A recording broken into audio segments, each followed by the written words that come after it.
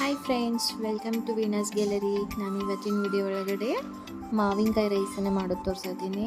ಮೊದಲ ಒಂದು ಗೋವಾ ಮಾವಿನಕಾಯಿನ ತೊಗೊಂಡು ನೀಟಾಗಿ ವಾಶ್ ಮಾಡಿ ಈ ಥರ ಹೆರಿಬೇಕು. ಇವಾಗ ಒಂದು ಪ್ಯಾನಿಗೆ 1.5 ಸ್ಪೂನ್ ಜೀರಿಗೆ ಹಾಕಿ ಚಲೋ ತಂಗ ಫ್ರೈ ಮಾಡ್ಕೋಬೇಕು.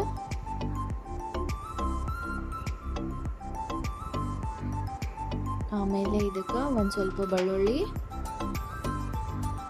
ಖಾರ ಎಷ್ಟು ಬೇಕಷ್ಟು ಖಾರ ಹಾಕ್ಕೊಂಡು ರುಚಿಗೆ ತಕ್ಕಷ್ಟು ಉಪ್ಪು ಹಾಕ್ಕೋಬೇಕು. ಇದನ್ನು ಚಚ್ಕೊಂಡು ಮಸಾಲೆನ ರೆಡಿ ಮಾಡ್ಕೋಬೇಕು. ಇವಾಗ ಒಂದು ಬಾಳ್ಗೆ ಬಿಸಿ ಮಾಡೋಕ್ಕಿಟ್ಟು ಅದಕ್ಕೆ ಸ್ವಲ್ಪ ಎಣ್ಣೆ ಹಾಕಿ ಬಿಸಿ ಆದಮೇಲೆ ಇದಕ್ಕೆ ಸ್ವಲ್ಪ ಸಾಸಿವೆನ ಹಾಕಿ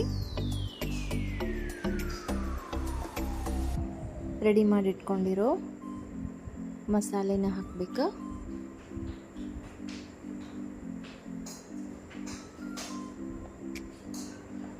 ಇದಕ್ಕೆ ಹಸಿ ವಟಾಣಿನ ಹಾಕ್ಕೊಳತ್ತೀನಿ.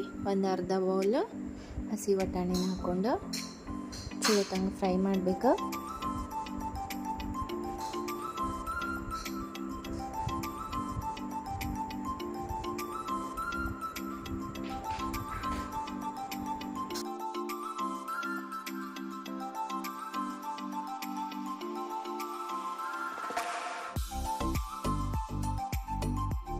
ಆಮೇಲೆ ಇದಕ್ಕೆ ಹೆರೆದಿಟ್ಕೊಂಡಿರೋ ಮಾವಿನಕಾಯಿನ ಹಾಕೋಬೇಕು.